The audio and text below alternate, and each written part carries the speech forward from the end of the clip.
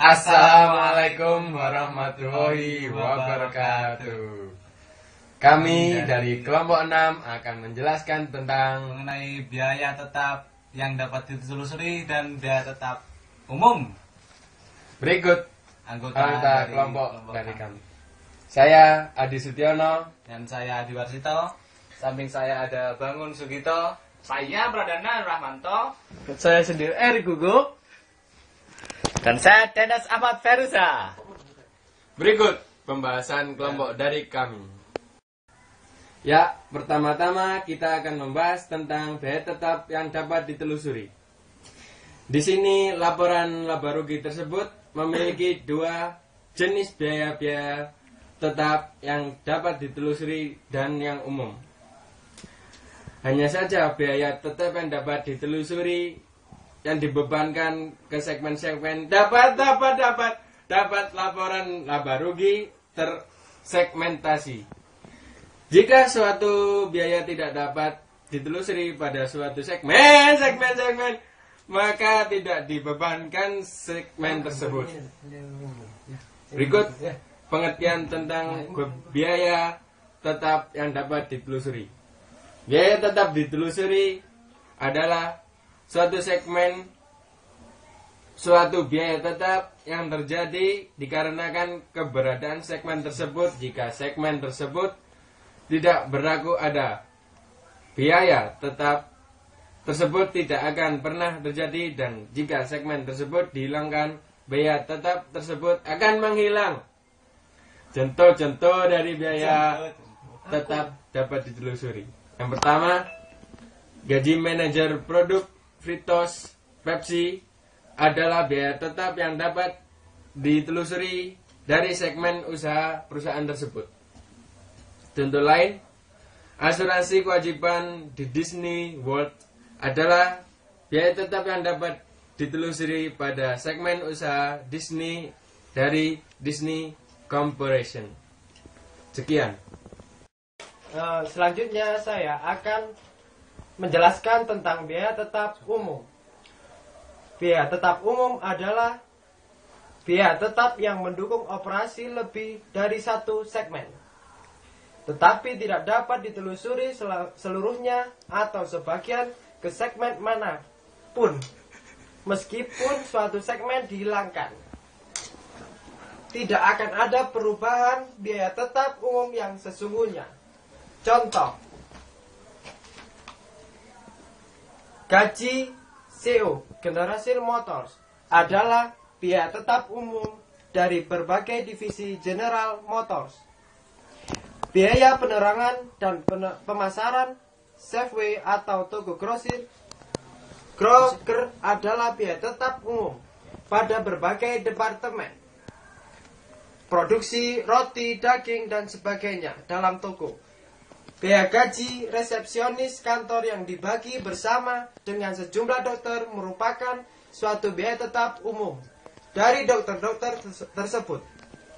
Biaya tersebut dapat ditelusuri pada suatu kantor, tetapi tidak pada dokter-dokter secara individu.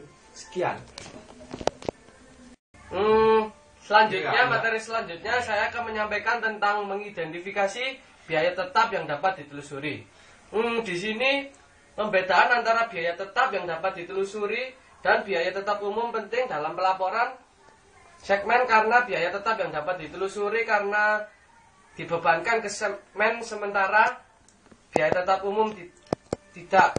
Dalam kondisi nyata, kadang-kadang sulit menentukan apakah suatu biaya seharusnya diklasifikasikan sebagai biaya yang dapat ditelusuri atau biaya umum.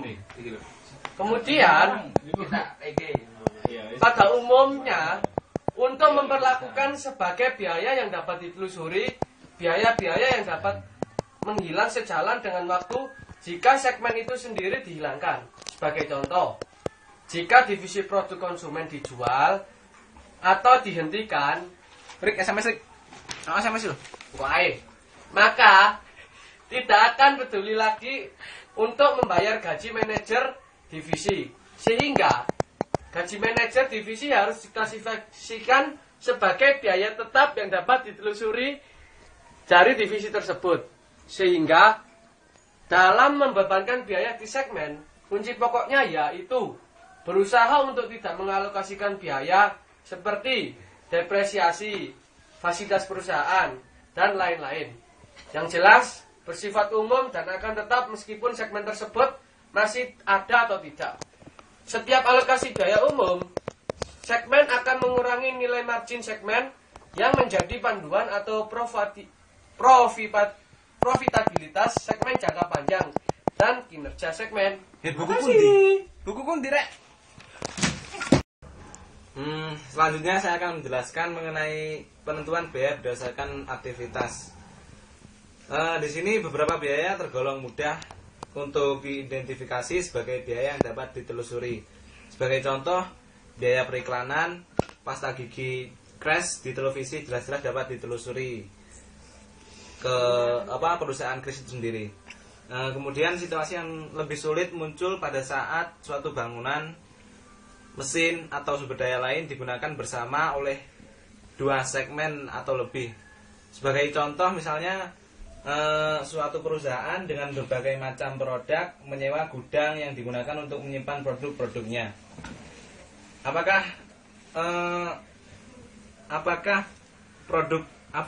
biaya sewa gudang tersebut merupakan biaya yang dapat ditelusuri atau biaya umum produk?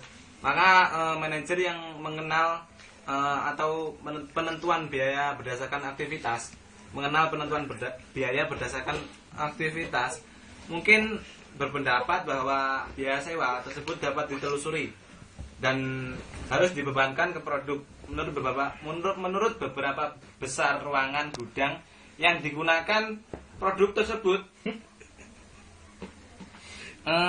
Kemudian dengan cara yang sama, manajer ini akan berpendapat bahwa biaya pemrosesan pesanan, kemudian biaya dukungan penjualan dan beban-beban penjualan umum dan administrasi lainnya juga harus dibebankan ke segmen menurut konsumsi segmen atas sumber daya penjualan umum dan administrasi. Kemudian dari metode pembebanan biaya ini menggabungkan keunggulan penentuan biaya berdasarkan aktivitas dengan keunggulan pendekatan kontribusi dan meningkatkan kemampuan manajer untuk mengukur profitabilitas dan kinerja segmen. Namun demikian, manajer harus tetap bertanya pada dirinya sendiri apakah biaya tersebut ternyata hilang bersama waktu jika segmen itu sendiri dihilangkan. Ya apa sih? Kemudian perusahaan hanya akan menyewa ruangan gudang yang lebih kecil pada tahun berikutnya.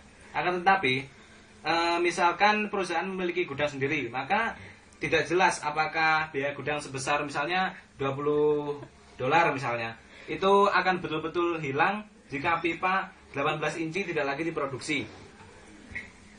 Ya, kemudian perusahaan mungkin mampu menyewakan ruang tersebut atau menggunakannya untuk produk-produk lain, tetapi lagi-lagi ruangan mungkin akan kosong sementara biaya-biaya penggunaan terus harus dibayarkan gitu.